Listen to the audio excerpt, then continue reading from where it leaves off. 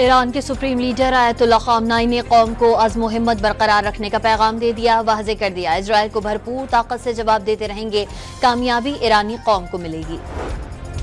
Iran का Israeli जहरियत के जवाब में एक और हमला। आज सुबह ईरानी मिसाइलों की बारिश से तल अवीव समेत मुख्तलिफ इजरायली शहरों में तबाही, 137 अफराद जख्मी।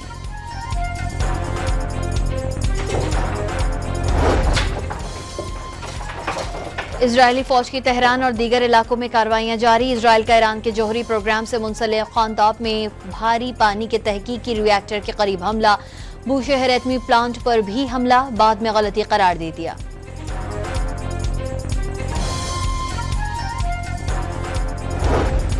और कौमी असम्बली की कायमा कमेटी बराए खजाना ने कार्बन लेवी आयद करने की मंजूरी दे दी। ₹2.5 फी लीटर लेवी से 45 अरब रुपए हासिल होने का तखमीना।